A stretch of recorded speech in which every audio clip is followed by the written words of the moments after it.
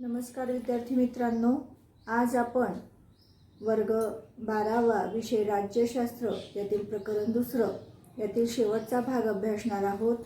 सांस्कृतिक आणि सामाजिक घटक. तुमच्या पाठ्यपुस्तकामध्ये पेज नंबर 21 हे बघा, इथे हे आणि हा एवढा पोर्शन आपल्याला अभ्यासायचा आहे. ठीक आहे. तर इथे व्हाईटबोर्डवर मी काही मुद्दे लिहिलेले आहेत, ते तुम्ही तुमच्या पुस्तकात बघायचे आहेत. मॅक्झिमम मुद्दे यातले पुस्तकामध्ये दिलेले आहेत. थोडं विश्लेषण मी इथे केलेलं आहे. काही परिणामांचे मुद्दे इथे मी एक्स्ट्रा दिलेले आहेत, तरी ते तुम्ही तुमच्या वहीमध्ये नोट डाऊन करून घ्यायचे आहेत. जागतिक पातळीवर प्रसारमाध्यमात झालेली क्रांती आणि इंटरनेटच्या सेवेची उपलब्धता यामुळे लोकांना जगात काय घडत आहे हे जाणून घेणे शक्य झालं. म्हणजे आज आपण भारतात बसून आपल्याला विविध चॅनल्सच्या माध्यमातून किंवा मोबाईलमध्ये आपण जे काही यूट्यूब व्हिडिओ बघतो, इंटरनेट यूज करतो, त्यानंतर फेसबुकच्या माध्यमातून, या सर्व माध्यमातून जगामध्ये कोणत्या क्षणी काय घडामोडी घडत आहेत या आपल्याला इथे बसून आपल्या जागी आपलं कार्य करत असतानाही आपल्याला हे सगळं माहीत पडत आहे. आणि हे सगळं प्रसारमाध्यमं किंवा तंत्रज्ञानात झालेल्या प्रगतीमुळे किंवा विकासामुळे. याचबरोबर लोकांचे देशांतर्गत आणि देशाबाहेरचे भ्रमण याचा समाज आणि संस्कृतीवर परिणाम झालेला दिसून येतो. सुरुवातीला म्हणजे आजपासून तुम्ही विचार करा की जेव्हा बैलगाडीने प्रवास व्हायचा किंवा फक्त बसेस, रेल्वेज सुरू झाल्या होत्या, टप्प्याटप्प्याने जर आपण विचार केला तर जसजसं दळणवळण क्षेत्रामध्ये क्रांती झाली किंवा प्रवासाची वेगवान साधने जेव्हापासून वापरात आली तेव्हापासून पर्यटनाला किंवा भ्रमणाला, लोकांच्या जाण्या येण्याला वेगवेगळ्या ठिकाणी काय मिळालेली दिसते, चालना मिळालेली दिसते किंवा यामध्ये वाढ झालेली आपल्यास दिसून येते. आता जसं लोकांजवळ गरजेपेक्षा म्हणजे त्यांच्या सर्व गरजा पूर्ण होऊन हाती जर त्यांच्या पैसा शिल्लक राहत असेल, त्यांच्याजवळ वेळ आहे, साधने उपलब्ध आहेत, प्रवासाची सोयी उपलब्ध आहेत प्रवास करण्यासाठी आणि तिथे गेल्यावर थांबण्यासाठी, तर या सर्व घटकांचा प्रभाव म्हणजे काय झाला आहे की लोकांचं जाणं येणं या देशातून त्या देशात किंवा देशातल्या देशात फिरणं, ज्याला भ्रमण हा शब्द इथे वापरलेला आहे, हे सगळं वाढलेलं आपल्यास दिसून येतं. याचा समाज आणि संस्कृतीवर परिणाम झालेला दिसून येतो. आता याचा समाज आणि संस्कृतीवर कसा परिणाम झाला की मी जोपर्यंत प्रॉपर माझं स्थानिक प्रदेश सोडून दुसरीकडे कुठे गेली नव्हती, पण आता मी जाते आहे, तर मला तिथल्या काही चालीरीती आहे, खानपान आहे, पोशाख आहे, हे मला आवडायला लागले की हे मी जे वापरते आहे यापेक्षा तर ते अधिक सुटसुटीत आहे. या उद्देशाने म्हणा किंवा तिथल्या लोकांशी बोलल्यावर त्यांचे विचार, माझे विचार, त्यांच्या विचारांमधली एखादी नवी काही जो आपण म्हणतो नवी शैली, ही पण मला आवडायला लागली. तसंच जसं मला त्यांच्या इथलं काही आवडायला लागलं किंवा आजच्या परिस्थितीचा विचार करून ते योग्य आहे असं वाटायला लागलं, तसंच त्यांना सुद्धा दुसऱ्या प्रदेशात गेल्यावर, दुसऱ्या प्रदेशातल्या लोकांशी भेटी झाल्यावर वाटायला लागलं. म्हणजे काय झालं की विविध देशातले लोक एकमेकांच्या देशात फिरायला लागले, भ्रमण करायला लागले विविध कारणांनी. मग आता इथे आपण आरोग्य म्हणू, शिक्षण, धर्म, राजकीय, आर्थिक किंवा नुसतं आनंद घ्यायचा आहे म्हणून पर्यटन. तर या दृष्टीने लोकांचं एकमेकांशी मिळणं मिसळणं वाढलं, त्यामुळे विचारांचं आदान प्रदान झालं, तिथल्या चालीरीतींची ओळख झाली, त्यांच्या आधुनिक शैलीशी ओळख झाली, आपल्याही काही प्राचीन परंपरा किंवा आपल्याही काही जीवनशैली, आपली विचारपद्धती ही त्यांच्यापर्यंत पोचली आणि यामुळे एकमेकांवर याचा प्रभाव पडला. आणि त्याची परिणती कशामध्ये झाली? आज आपल्याला वैश्विक कॉस्मोपॉलिटन संस्कृतीचा उदय होताना दिसत आहे. वैश्विक कॉस्मोपॉलिटन संस्कृती वैश्विक म्हणजे पूर्ण विश्वाची एक आता संस्कृती तयार होते, मिश्र संस्कृती. म्हणजे आपण असं म्हणणार नाही की भारतामध्ये प्युअर भारतीय संस्कृती आहे, चीनमध्ये प्युअर चीनी संस्कृती आहे, की अमेरिकन संस्कृतीमध्ये दुसऱ्या कुठल्याही घटकांचा त्यांनी स्वीकार केलेला नाही, असं आज म्हणता येत नाही. तर आज संपूर्ण जगामध्ये हे जे काही विचारांचं किंवा आपण म्हणू अर्थव्यवस्थेच्या बाबतीत व्यापाराच्या दृष्टीने म्हणू किंवा समाजाच्या दृष्टीने म्हणू, ह्या सगळ्या गोष्टी प्रत्येक क्षेत्रातल्या जसं विचारांची आदानप्रदान झाली तशी याही गोष्टींची आदानप्रदान झालेली आपणास दिसून येते. आणि म्हणूनच याला मिश्र आधुनिक समाज व्यवस्था असणं किंवा अर्थव्यवस्था असणं असं म्हटलं जातं. आणि याला नाव दिलेलं आहे वैश्विक कॉस्मोपॉलिटन संस्कृती. म्हणजे आता एक पूर्ण विश्वाचीच एक संस्कृती तयार होते आहे. या सगळ्या संस्कृतीच्या चांगल्या घटकांचा समावेश होऊन असं आपण सकारात्मक दृष्टीने म्हणू शकतो. आता इथे मी तुम्हाला दिला आहे की सामाजिक आणि सांस्कृतिक घटक वैश्विक कॉस्मोपॉलिटन संस्कृतीचा उदय. पण या संस्कृतीवर पाश्चिमात्य विचारांचा जास्तीत जास्त प्रभाव आहे. कारण पूर्वेकडले देश म्हणाल म्हणजे जसं भारत, चीन हा पूर्वेकडला जगाचा पूर्वेकडला भाग म्हटला तर आजही हा काही प्रमाणामध्ये जुन्या रूढी परंपरा यांना टिकवून आहे किंवा यांचं अजूनही श्रद्धा आहे. काही प्रमाणात अंधश्रद्धा पण आहेत.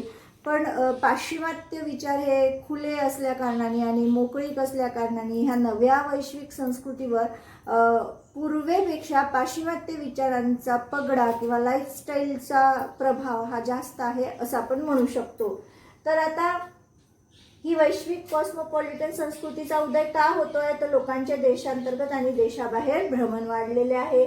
ह्या भ्रमणाचे उद्देश काय आहे? आरोग्य दृष्टीने, शिक्षण, धार्मिक, राजकीय, आर्थिक, पर्यटन दृष्टीने. आणि आता ह्याचे परिणाम काय आहेत की आता ही जी काही एक संस्कृती तयार होते आहे किंवा लोकांचं जे काही एकमेकांशी मिक्सिंग होत आहे, संबंध वाढतात आहे, व्यापाराच्या दृष्टीने म्हणा किंवा इतर दृष्टीने म्हणा, तर याचे काय परिणाम झाले आहेत तर इथे मी एकूण असे 8 परिणाम तुम्हाला लिहून दिले आहेत पुस्तकात, त्यातले काही आहेत. या वैश्विक कॉस्मोपॉलिटन संस्कृतीवर पाश्चिमात्य विचारांचा बराच प्रभाव आहे. आधुनिकीकरण, पाश्चात्तीकरण, सेक्युलरायझेशन ही मूल्ये पारंपरिक मूल्यांपेक्षा महत्त्वाची वाटू लागली आहेत. आधुनिकीकरण, पाश्चात्तीकरण, सेक्युलरायझेशन ही मूल्ये भारतीय पारंपरिक मूल्यांपेक्षा महत्त्वाची व चांगली वाटू लागली आहेत.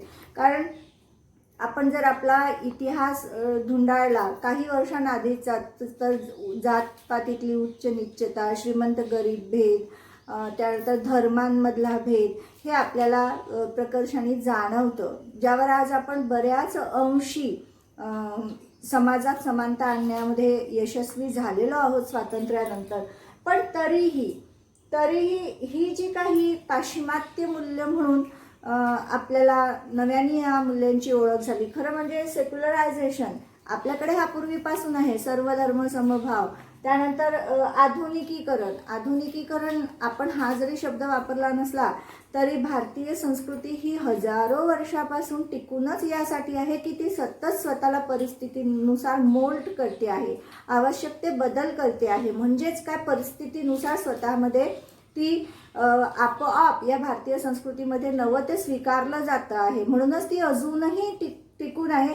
आपण त्याला आधुनिकीकरण आजच्या काळातला शब्द म्हणू, पण आमच्या संस्कृतीचा तो स्थायी भाव राहिलेला आहे असं आपण म्हणू.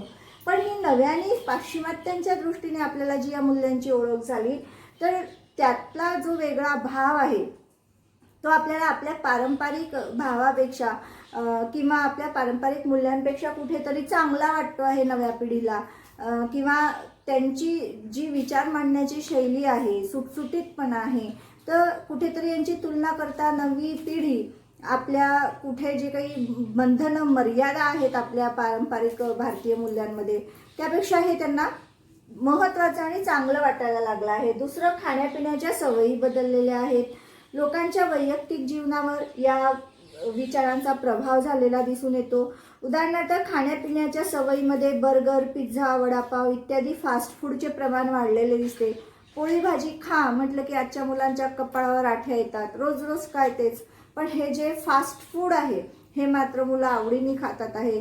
जरी ती आरोग्याच्या दृष्टीने चांगली नाही आहे रोज रोज खाणं, तरी पण जिभेला जी चव आवडते आहे त्यामुळे इकडे कल मुलांचा वाढतो आहे. भारतीय पारंपरिक आहारामध्ये जे काही एक संतुलन होतं, आरोग्याच्या दृष्टीने त्याची जी मांडणी होती, यापेक्षाही आता या फास्ट फूडकडे ओढा वाढलेला दिसतो. तसंच नाताळ, दिवाळी यासारखे सण साजरे करण्याच्या पद्धतीत पाश्चिमात्य प्रभाव दिसून येतो. इथे लिहिलेलं आहे, मी पारंपरिक सण साजरे करण्याच्या पद्धती बदलल्या आणि विविध डे साजरे करण्यावर आता आपण हे सण आपण साजरे करत आहोत, पण पूर्वीच्या पद्धतीने तेवढं ते समजून आणि प्रत्येक कृती करणे की जी कुठेतरी त्या ऋतुमानाला आणि भारतीय अर्थव्यवस्थेला आपण जी म्हणू अशी ही आपली सण परंपरा, उत्सव परंपरा निगडीत होती, कुठेतरी त्याकडे दुर्लक्ष होतं आणि आता आपण ते नव्या पद्धतीने फॅशन म्हणून हे सण साजरे करायला लागलो आहेत. आणि Mother's Day, Father's Day, Friendship Day यासारख्या कल्पना आता पाश्चिमात्य जगाच्या संपर्कात आल्यावर त्यासुद्धा आपण मनवायला लागलो आहेत. खरं म्हणजे आपल्याकडे हे सर्व प्रकार आहेत, पण ते वेगळ्या पद्धतीने आपण म्हणतो. मदर्स डे, फादर्स डे एक दिवस नाही तर आपण म्हणतो की आम्हाला पूर्ण जन्म ते आमचा मृत्यू आम्ही आई आणि वडिलांप्रती कृतज्ञ राहिलं पाहिजे. आमच्याकडे एक राखी सण आहे आपला, त्यापेक्षाही आपण आता ते फ्रेंडशिप डेला आपण महत्त्व देतो आहोत, ज्या उत्साहाने फ्रेंडशिप डे साजरा केला जातो. म्हणजे कल्पना त्याच आहे, फक्त नव्या वेस्टर्नातून आलेल्या असल्यामुळे आपल्याला त्या आकर्षक वाटत आहेत. तसेच वेस्टर्न पद्धतीचे कपडे घालण्याचा कल वाढलेला दिसतो. पोशाखांमध्ये तर आमूलाग्र बदल झालेला आहे. आमच्या पिढीने आमच्या आजीला, आईला लुगड्यामध्ये बघितलं, पातळ घालताना बघितलं. आज आम्ही साडी किंवा सलवार कमीज घालतो आहोत. तुमच्यासारख्या मुली ज्या आता टीनेजर्स आहेत किंवा थोड्या मोठ्या कॉलेजच्या, त्या आता जीन्स वगैरे वापरतात आहे आणि कुठेतरी ह्या सुटसुटीतपणामुळे हे कपडे वापरण्याकडे वेस्टर्न पद्धतीचे या पिढीचा कल वाढलेला दिसून येतो आहे आपल्याला. त्यानंतर विभक्त कुटुंब पद्धती, प्रायव्हसी आणि त्यामुळे या भावनेमुळे समाजात होणारे वाढते घटस्फोट. समाजात वाढत चाललेला व्यक्तिवाद आणि भौतिकवाद हा जागतिक संस्कृतीचा आणखी एक भाग आहे की जन्म घेतलाय, जगायचा आहे, तर कुठलीही चिंता न करता आजचा दिवस विचार करा आणि मनसोक्त जगा. भौतिक सुविधा कुठेही ॲडजस्टमेंटपेक्षाही पाहिजे मिळवा, उपभोगा, फेकून द्या, यूज अँड थ्रो ही पद्धती किंवा हा विचार वाढतो आहे. शहरीकरणामुळे पारंपरिक कुटुंब पद्धतीत बदल झाला. सुरुवातीला एकत्र कुटुंब पद्धती होती, 3-3, 4-4 भावांचं कुटुंब एकत्र राहायचं. पण आता मला कुठेतरी माझं स्वातंत्र्य हवं, मला प्रायव्हसी हवी, या नावाखाली आपण म्हणू की व्यक्तिवाद यामुळे कुठेतरी अशा स्वरूपाचे मोठ्या मोठ्या एकत्र ज्या फॅमिली दिसत होत्या आता त्या विभक्त होत आहेत किंवा एकत्र कुटुंब पद्धती जाऊन विभक्त कुटुंब पद्धती भारतामध्ये झपाट्याने वाढते आहे. आता याला फक्त हे एकच कारण नाही आहे, तर कुठे नोकरीच्या निमित्ताने, कुठे शिक्षणाच्या निमित्ताने सुद्धा हे घडून येत आहे. पण तरीही सुरुवातीला एकत्र कुटुंब पद्धतीमध्ये जे काही ॲडजस्टमेंट करण्याची प्रवृत्ती राहत होती, दुसऱ्याच्या सुखासाठी थोडं आपलं सुख बाजूला ठेवण्याची जी वृत्ती होती, ती आज कुठेतरी प्रायव्हसीच्या नावाखाली किंवा व्यक्ती स्वातंत्र्याच्या नावाखाली कुठेतरी आपण ती जपण्याचा प्रयत्न करतो आहोत प्रायव्हसी, आणि म्हणूनही हे विभक्त कुटुंबांचे प्रमाण वाढत चाललेले आहे. शहरीकरणामुळे पारंपरिक कुटुंब पद्धतीत बदल झाला, त्यात व्यक्तिवादाने भर घातली. आज आपण मला प्रायव्हसी पाहिजे किंवा ही माझी खाजगी जागा आहे अशा स्वरूपाचे उद्गार अगदी लहान मुलांपासून वयस्कर लोकांपर्यंत ऐकतो. तसेच क्रेडिट कार्डमुळे आपल्या आवाक्याबाहेर खर्च करण्याची प्रवृत्तीही वाढलेली दिसते. भोगवादी प्रवृत्ती की कर्ज काढून सण साजरे करा, जे आपल्या भारतीय विचारांमध्ये हे पटत नाही. पण आला दिवस आनंदात जायचा आहे, आपल्या खिशात पैसा नाही आहे, तर क्रेडिट घेऊन उधार, रोषणवारी, कर्ज करून तुम्ही आनंदात जगा. नंतर जे काही त्याचे टेन्शन्स येतील, त्यामुळे जे काही मग नैराश्य वाढेल. कारण लोक जेव्हा देणेकरी देतात, पण जेव्हा त्यांना वापस देण्याची वेळ येते आणि जेव्हा आपल्याजवळ काही नसतं, तेव्हा जे टेन्शन्स क्रिएट होतात किंवा म्हणजे नैराश्य घेरतं माणसाला कुठेतरी आणि यातनं मग आत्महत्या घडून येतात. हे सर्व एक सर्कल आहे आणि यालाच आपण म्हणू की भोगवाद, चंगळवाद वाढीस लागला, आमदनी अठ्ठनी आणि खर्चा रुपया अशी प्रवृत्ती समाजामध्ये वाढत चाललेली आहे आणि त्यामुळे पण कुठेतरी समस्या वाढत आहेत. तर आता वेगाने होणारं शहरीकरण की आज सगळ्यांना शहरामध्ये राहायला जायचं आहे. खेड्यांमध्ये सोयीसुविधांचा काही प्रमाणात अभाव असल्यामुळे कोणालाही तिथे थांबायची तयारी नाही. चान्स मिळाल्याबरोबर ते शहरामध्ये शिफ्ट होतात. मी आत्ता जे बोलले की नैराश्यग्रस्ततेमुळे वाढत्या आत्महत्या तरुणांमध्ये आज पाहायला मिळत आहेत.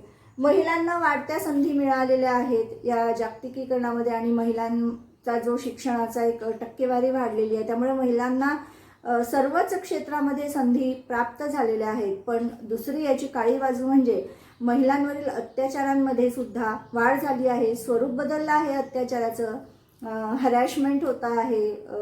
आज आपण बघतो की ज्या काही स्त्रिया किंवा मुली कामानिमित्त रात्री बेरात्री पण ड्युटी करत असतात आणि जेव्हा त्या एकट्या जाणंही न करतात तेव्हा त्यांच्यावर अत्याचाराचं प्रमाण वाढलेलं सुद्धा आपल्याला दिसून येत आहे. घरगुती हिंसाचारही वाढलेला आहे.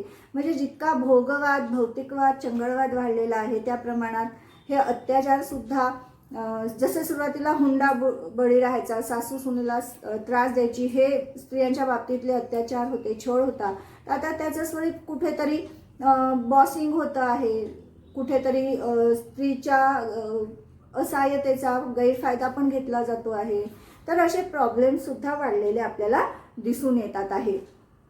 तर एकंदरीत सामाजिक आणि सांस्कृतिक घटकांमध्ये जागतिकीकरणामुळे कसे बदल झाले, हे वैश्विक कॉस्मोपॉलिटन संस्कृतीचा उदय का झाला, त्याच्यामागे उद्देश काय होता लोकांचा फिरण्यामागे किंवा भ्रमण करण्यामागे आणि त्याचे परिणाम एकंदरीत कसे झालेले आहेत, हे सर्व मुद्दे आपण या टॉपिकमध्ये अभ्यासलेले आहेत.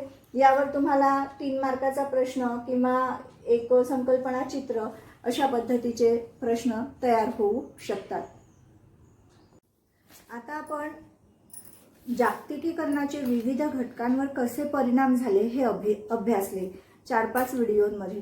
आता आपल्याला जागतिकीकरणाच्या सकारात्मक आणि नकारात्मक बाजू अभ्यासायचा आहे की या सर्व घटकांवर जो काही बदल झाला, जो काही प्रभाव पडला, परिणाम झाला, याच्या काही चांगल्या बाजू पण आहेत, सकारात्मक म्हणू, फायदे म्हणू आपण, किंवा याच्या नकारात्मक बाजू आहेत, तोटे पण आहेत. तर या दृष्टीने आपल्याला हे मुद्दे अभ्यासायचे आहेत. तुमच्या पुस्तकांमध्ये 3-3 मुद्दे जवळपास दिलेले आहेत, पण मी इथे काही एक्स्ट्रा ॲड केलेले आहेत. जागतिकीकरणाच्या सकारात्मक बाजूमध्ये 6 मुद्दे आहेत आणि नकारात्मक बाजूमध्ये सुद्धा 6 मुद्दे आहेत. तर हे सर्व तुम्ही तुमच्या वहीमध्ये उतरवून घ्यायचे आहेत, जेणेकरून 2-2 मार्कांचा प्रश्न आला, सकारात्मक बाजू स्पष्ट करा किंवा जागतिकीकरणाच्या नकारात्मक बाजू स्पष्ट करा, किंवा एक दीर्घोत्तरी प्रश्न आला, सकारात्मक आणि नकारात्मक बाजू स्पष्ट करा, तर तुम्हाला हे मुद्दे लिहिता आले पाहिजे. तर आता आपण याचा अभ्यास करू. जागतिकीकरणाकडे व्यापक दृष्टीने बघितले तर त्याच्या सकारात्मक आणि नकारात्मक अशा दोन्ही बाजू दिसून येतात. लक्षात घ्या, फायदे तोटे, चांगली वाईट, सकारात्मक नकारात्मक असं कोणतेही शब्द प्रश्न तयार करताना जो पेपर सेटर आहे तो वापरू शकतात. त्यामुळे तुम्ही या दृष्टीने त्या शब्दांचा अर्थ घ्या.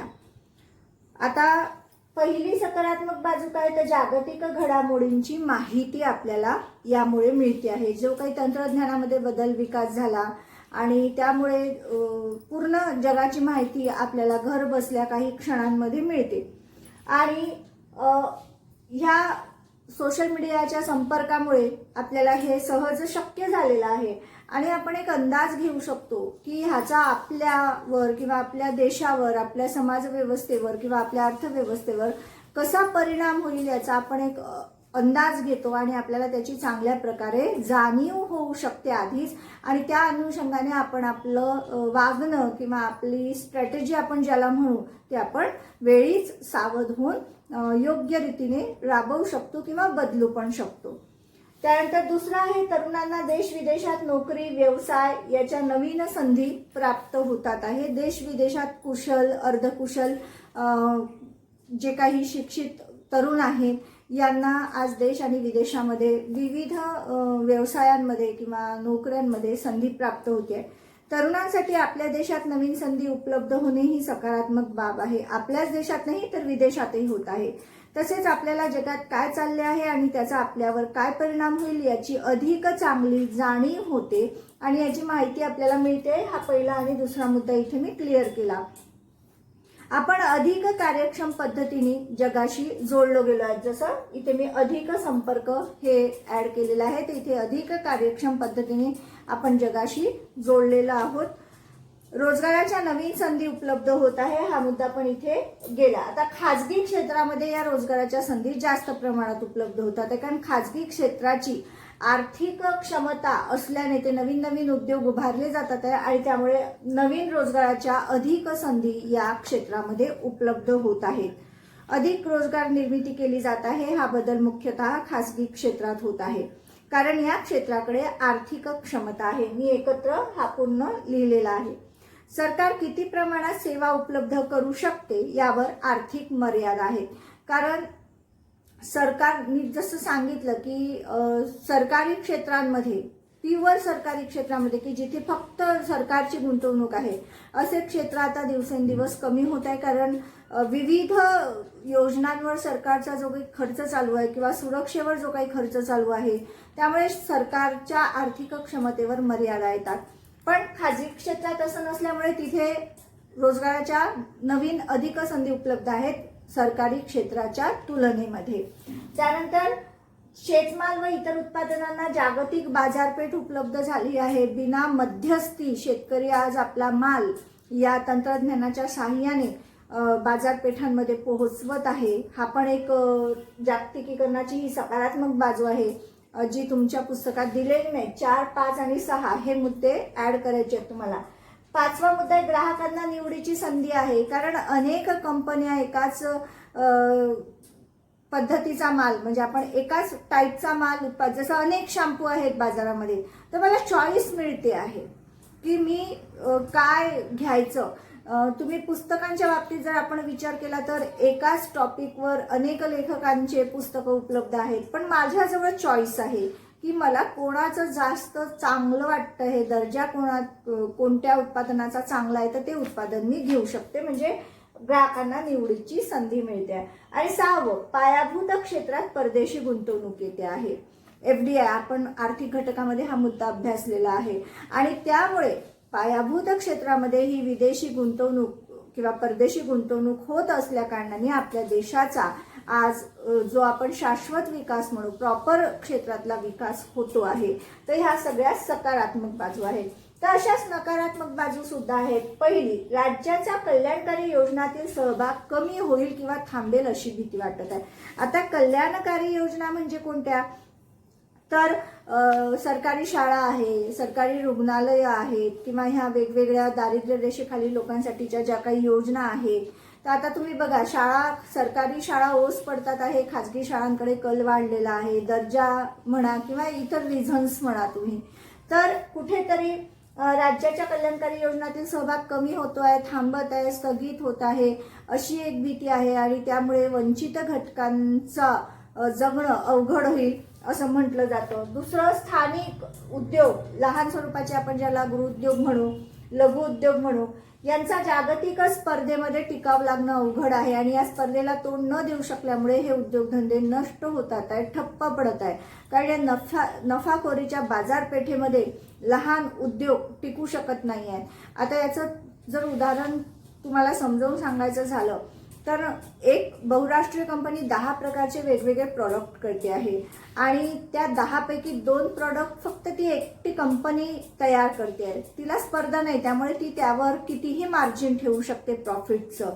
आणि मग अशा वेळी या उत्पादनात मिळालेलं प्रॉफिट असल्यामुळे एखादं उत्पादन त्या 0 or 1% प्रॉफिटवर सुद्धा विकू शकतात. पण लहान उद्योगधंद्यांचं तसं नाही. ते एकच प्रोडक्ट तयार करत असल्यामुळे त्यांना त्यातनंच नफा कमवायचा असतो, त्यामुळे ते एका लेवलच्या वर कमी किंमत ठेवू शकत नाही. आता एक लक्षात घ्या की आपण गृह उद्योगामध्ये पापड आहे, लोणचे आहे असा आपण विचार करतो आणि मोठे मोठे उद्योगही आता या फूड इंडस्ट्रीमध्ये आलेले आहेत. तर एक कंपनी आहे जी शॅम्पूही करते आहे, पावडर करते आहे, साबण करते आहे, पापड करते आहे, लोणचे करते आहे. आता त्यांचा शॅम्पू जर एक विशिष्ट असेल आणि दुसरी स्पर्धा नसेल त्यांच्या शॅम्पूला, तर ते शॅम्पूचं उत्पादन मूल्य 10 असल्यावर ते 16 रुपयाला विकतात आहे. आलं मार्जिन प्रॉफिटचं. आणि पापडाचं उत्पादन मूल्य 10 असताना ते 11 रुपयात विकत आहे. इथे प्रॉफिट कमी केला, कारण सगळ्या उत्पादनाची तुलना करता त्यांचं प्रॉफिट बॅलन्स होत आहे. पण एखादा गृह उद्योग फक्त पापड आणि लोणचंच बनवत आहे, तर त्यांना 10 रुपये उत्पादन मूल्य असताना 11 रुपयात विकणं शक्य नाही. त्यामुळे ते काय करतात आहे, ते त्यांची किंमत 13 रुपये ठेवतात आहे. पण ही कंपनी 11 मध्ये विकते तेच उत्पादन.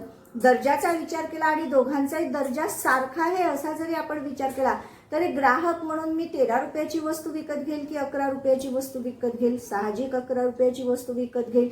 आणि त्यामुळे काय होईल की हा गृह उद्योग किंवा यांचे जे आहे किमतीमुळे किंवा यांची मागणी घटत गेल्यामुळे हे उद्योगधंदे ठप्प पडतील. आला हा लक्षात मुद्दा? आणि त्यामुळे काय होईल की ह्या उद्योग बंद पडल्यामुळे बेरोजगारी वाढेल. जी खालच्या स्तरावरची अर्धकुशल कामगारांचे जे रोजगार आहेत, हे उद्योगधंदे, स्थानिक उद्योगधंदे नष्ट झाल्यामुळे किंवा हे स्पर्धेत टिकाव न धरू शकल्यामुळे जीव घेण्या या मोठ्या बहुराष्ट्रीय कंपन्यांसोबतच्या, तर इथे काम करणारे मात्र काय होणार आहे, यांचे रोजगार जाणार आहेत आणि म्हणजे बेरोजगारीत वाढ होणार आहे. चौथा आहे, शेतीच्या क्षेत्रात लहान किरकोळ शेतकरी मोठ्या बहुराष्ट्रीय कंपन्यांशी स्पर्धा करू शकणार नाही. जे मी आता उदाहरण दिलं तसंच उदाहरण तुम्ही शेत उत्पादनाच्या बाबतीत घ्या. आता पण यावर एक उपाय आहे. चौथा हा जो मुद्दा आहे की आपण इथे यावर स्पर्धा करण्यासाठी एकी करायची, म्हणजे सहकार तत्व अवलंबून आपण या नकारात्मक बाजूवर मात करू शकतो. त्यानंतर पाचवा आहे, हे 5 आणि 6 हे मुद्दे तुमच्या पुस्तकात दिलेले नाही आहेत. बहुराष्ट्रीय कंपन्यांचे बाजारपेठेवर वाढते वर्चस्व. आता बाजारपेठी अर्थव्यवस्था आहे आणि सर्व जागतिक बाजारपेठ सर्व कंपन्यांना खुल्या झाल्या असल्या कारणाने उदारीकरण, खाजगीकरण किंवा जागतिकीकरणामुळे तर कुठेतरी या बहुराष्ट्रीय कंपन्या आपल्या अवाढव्य आर्थिक क्षमतेच्या जोरावर बाजारपेठांवर वर्चस्व काबीज करत आहेत. म्हणजे कसं, जर छोटे छोटे उद्योग बंद पडत गेले तर यांची एकाधिकारशाही कुठेतरी काय होणार आहे, स्थापन होणार आहे त्या उत्पादनाच्या बाबतीत. आणि याचा परिणाम काय होणार आहे, तर एक प्रकारे विकसनशील देशांमध्ये पुन्हा या प्रगत देशांचा नववसाहतवाद तयार होणार आहे. सुरुवातही व्यापारातूनच बघा, 15व्या-16व्या शतकामध्ये व्यापाराच्या माध्यमातूनच साम्राज्यवाद सुरू झाला होता. तर हा सुद्धा आता बहुराष्ट्रीय कंपन्या म्हणजे एक प्रकारच्या त्या काळी जशा कंपन्या होत्या त्यांचंच हे आधुनिक रूप आहे असं आपण म्हणू. आणि या बहुराष्ट्रीय कंपन्यांच्या माध्यमातून प्रगत देश विकसनशील देशांच्या बाजारपेठांवर तर कब्जा मिळवतच आहे किंवा एकाधिकारशाही निर्माण करत आहे, वर्चस्व निर्माण करत आहे. आणि एक प्रकारे हे नववसाहतवादाचंच रूप आहे असं काही राजनीतिज्ञांचं मत आहे.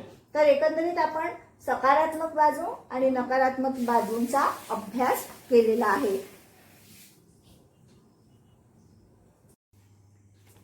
आता या चॅप्टरचा हा शेवटचा पॅराग्राफ आहे. मी पॉइंट्स इथे लिहून दिलेले आहेत तुम्हाला या अनुषंगाने. तर आपण याचं आता विश्लेषण बघू. खरे पाहिले तर भारताची सर्वात महत्त्वाची समस्या ही मनोवृत्ती आणि मानसिकतेची आहे. आता जर भारताच्या इतिहासाचा विचार केला तर जवळपास 8व्या ते 9व्या शतकापासनं भारतावर परकीयांची आक्रमणं आहेत. आणि त्यांनी नुसतं आक्रमण करून किंवा भारताला लुटून ते वापस गेले नाही, तर इथे त्यांनी आपापली साम्राज्य स्थापन केली आणि आपल्या या भारतभूमीवर त्यांनी राज्य केलं. जसं पहिले मुस्लिम राजवट राहिली जवळपास 9व्या शतकापासून तर इंग्रज येईपर्यंत. आपण हे इतिहासामध्ये शिकलो आहे की दिल्लीच्या तख्तावर सुलतानशाहीमध्ये 5 घराणे झाले, मग मुघल आले, मग मुघलांचं राज्य इंग्रज येईपर्यंत होतं. काही भागांमध्ये छोटी छोटी संस्थानं पण होती. पण एकंदरीत जर मनोवृत्तीचा विचार केला तर ही की बाहेरचे या देशामध्ये कोणत्याही निमित्ताने येऊन, मग ते व्यापार असो किंवा संपत्तीच्या लोभाने असो, तर पुढे जाऊन त्याचं रूपांतर गुलामगिरीमध्ये होतं. ही एक मनोवृत्ती आणि मानसिकता भारतीयांची झालेली आहे. तर भारताने परकीय भांडवल आणि व्यापार हा साम्राज्यवादाच्या इतिहासाशी जोडला आहे. तर बघा, भारताने काय केले की परकीय भांडवल व व्यापार साम्राज्यवादाशी संबंध जोडला. मी पुन्हा आता एकदा सांगते की भारताच्या इतिहासाचा विचार केला तर परकीय कंपन्या येणं, त्यांनी इथे व्यापार करणं, इथे उद्योग उभारणं, व्यापाराच्या दृष्टीने ठिकठिकाणी जसं इंग्रजांनी काय केलं, वखारी बांधल्या आणि पुढे जाऊन एक राजकीय गुलामी भारतावर त्यांची प्रस्थापित झाली.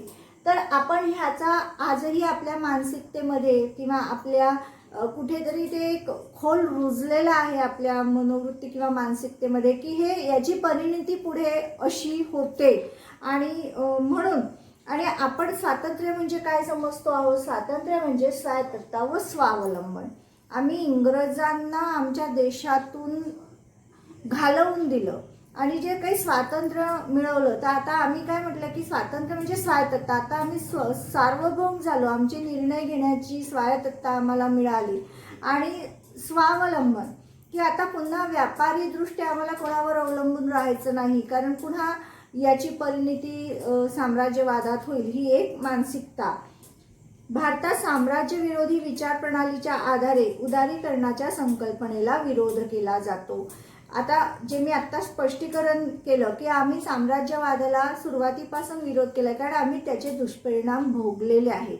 आणि जर इतिहासाचं समग्र अवलोकन केलं तर लक्षात येईल की भारताने कधीही शेजारी छोटे जे देश आहेत, नेपाळ आहे, भूटान होतं आहे किंवा तिबेट होतं, या कोणत्याही, श्रीलंका म्हणा, या कोणत्याही छोट्या देशांना कधीही भारताने गिळंकृत करण्याचा, स्वतःच्या साम्राज्यात जोडण्याचा किंवा त्यांचं स्वातंत्र्य नष्ट करण्याचा प्रयत्न केला नाही. म्हणजे आम्ही स्वतः कधीही साम्राज्यवाद जोपासला नाही किंवा ती महत्वाकांक्षा आमची नव्हती. पण आम्ही मात्र या साम्राज्यवादाचे बळी पडलो. आम्ही म्हणजे आमचा भारत देश, आम्ही भारतीय नागरिक. आणि त्यामुळे आम्ही साम्राज्यवादी विरोध नेहमी केलेला आहे साम्राज्यवादाला. आणि आम्ही त्याच विचार प्रणालीच्या आधारे उदारीकरणाच्या संकल्पनेलाही विरोध करतो, कारण आमच्या मानसिकतेत पुन्हा तेच आहे की व्यापाराच्या माध्यमातून पुन्हा कुठेतरी वर्चस्व प्रस्थापित केलं जाईल. जसं मी आता नकारात्मक बाजू जेव्हा आपण बघितल्या तेव्हा जो एक बहुराष्ट्रीय कंपन्यांचं वाढतं वर्चस्व हा जो मुद्दा सांगितला त्या अनुषंगाने भारतातील साम्यवादी आणि भांडवलशाही मानणारे दोघेही उदारमतवादांचा विरोध करतात. आता साम्यवादी का करतात की त्यांना असं वाटतं की उदारीकरण आलं म्हणजे पुन्हा खाजगी क्षेत्राला प्राधान्य, त्यामध्ये पुन्हा श्रमिकांची पिळवणूक, श्रीमंत अधिक श्रीमंत, गरीब गरीबच राहील, यांच्याकडनं कमी मोबदल्यात जास्त मेहनत करून घेतली जाईल. या साम्यवादाची विचार प्रणाली काय आहे? समानता, म्हणजे समाजातल्या प्रत्येक घटकाला समान सगळं मिळावं. तर कुठेतरी ते साध्य होणार नाही, म्हणून साम्यवादी या उदारमतवादाला विरोध करतात. तर व्यावसायिक आणि भांडवलशाह का बरं विरोध करत आहे?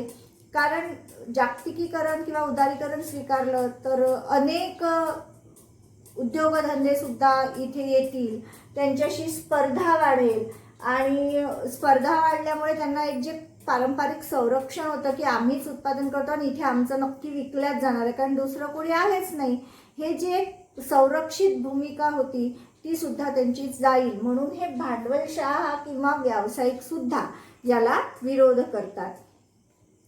गेली अनेक वर्ष पारंपरिक पातळीवर संरक्षण मिळालेले भांडवलशाह आता ते संरक्षण जाईल म्हणून विरोध करतात. आणि स्पर्धा वाढेल तर कुठेतरी स्पर्धा आली म्हणजे तुम्हाला एक क्वालिटी मेंटेन करावी लागते, तुमची विश्वासार्हता तुम्हाला जपावी लागते.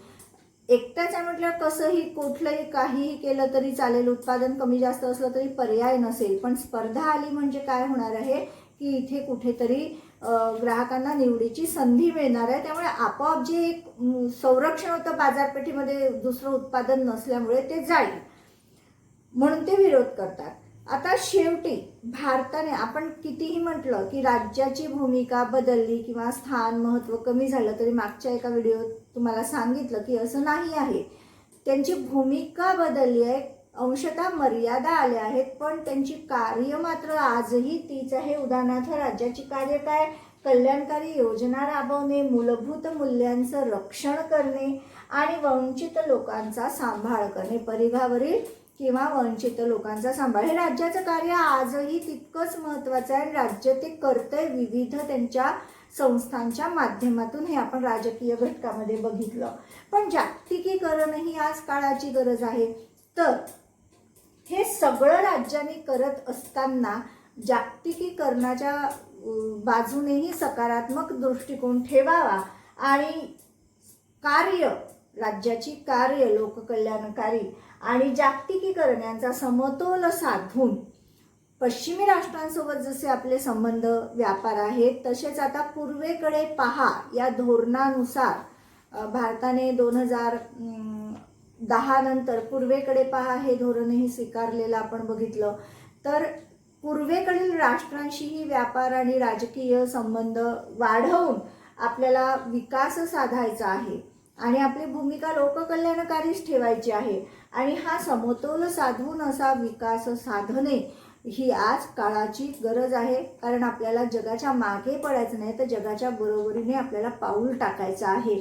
त्यामुळे जागतिकीकरण स्वीकारणे म्हणजे परावलंबी होणे, ही नकारात्मक असा विचार न करता एकमेकांच्या सहकार्याने या जागतिकीकरणात संपूर्ण सगळ्या राष्ट्रांचा, फक्त माझ्या एका देशाचा नाही तर सर्व देशांचा विकास होणे सहकार्यातनं, परस्परावलंबन ते त्या नकारात्मक अर्थाने न पकडता विकासाच्या दृष्टीने हा अर्थ पकडायचा आणि सहकार्य करून एकमेकांना आपण सगळ्या मानवजातीचा विकास साधू शकतो, कल्याण किंवा हित साधू शकतो, असा विचार आपल्याला या संदर्भात करायचा आहे.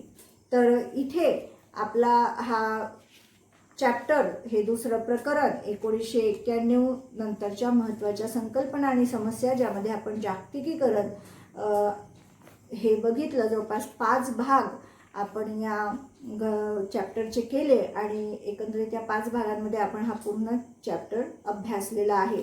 तसंच पेज नंबर 21 वर तुम्हाला माहीत आहे का, तुम्हाला ही एक माहिती दिली आहे बघा इथे या ब्रॅकेटमध्ये. आणि इथे इजिप्तमधील किंवा एकंदरीत त्या प्रदेशातील अरब स्प्रिंग या क्रांतीला फेसबुक क्रांती असे संबोधित करतात. अरब स्प्रिंग चळवळीचे स्वरूप काय होते आणि त्यांनी सोशल नेटवर्किंगचा कसा वापर या क्रांतीमध्ये करून घेतला, हे तुम्हाला शोधून काढायचं आहे किंवा तुम्हाला याची माहिती घ्यायची आहे. तर थोडक्यात मी तुम्हाला त्याची माहिती सांगते की अरब स्प्रिंग ही एक जे नाव किंवा संकल्पना ही म्हटलेली आहे. तर 2010 मध्ये याची सुरुवात अरब प्रांतामध्ये, म्हणजे ह्या सगळ्या मुस्लिम कंट्रीज आहेत, तर या प्रांतामध्ये झालेली दिसून येते. शीतयुद्धाच्या काळामध्ये हा पूर्ण प्रदेश कुठेतरी अमेरिका आणि सोव्हिएत युनियन या 2 महाशक्तींच्या ज्याला आपण म्हणू कूटनीतीचा बळी होता. म्हणजे कोणाचा तरी सतत या प्रदेशावर एक वर्चस्व होतं, प्रभाव होता. पण शीतयुद्धानंतर आणि काय झालं की त्याचा परिणाम असा झाला की हा प्रदेश कुठल्या ना कुठल्या हुकुमशाही व्यवस्थेखालीच होता.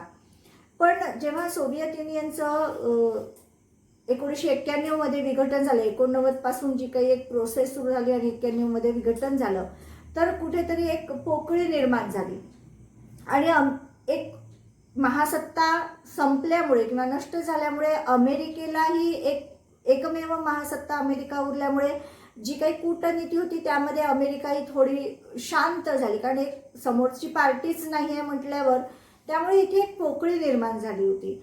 आणि त्यातच हुकुमशाही, इतक्या वर्षांच्या विविध हुकुमशाही प्रशासनाला इथले नागरिकही कंटाळले होते, त्रासले होते. अधिकारी किंवा पोलिसांची जी काही जुलमी राजवट चालू होती हुकुमशहांच्या मार्फत, त्याला हे नागरिक खूप कंटाळले होते.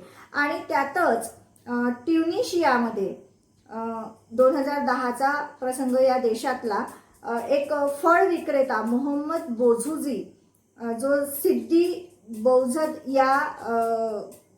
बौझिद या गावातला किंवा प्रदेशातला असेल, ट्युनिशिया देश होता. आणि हा जो फळ विक्रेता होता मोहम्मद बोझुजी, याला अधिकारी आणि पोलिसांचा इतका त्रास होता की त्या त्रासाला कंटाळून किंवा काहीही आपण करू शकत नाही, अगतिकता, यांनी स्वतःला आग लावून घेतली.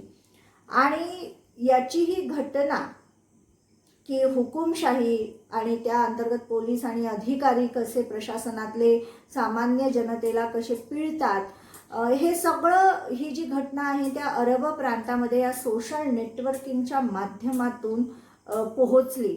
आणि याच्यावर खूप तरुणांच्या प्रतिक्रिया, कारण हुकुमशाही विरोधातला राग जो त्यांच्यामध्ये कितीतरी वर्षांपासून धुमसत होता, तो या घटनेच्या माध्यमातून सोशल मीडियावर व्यक्त झाला.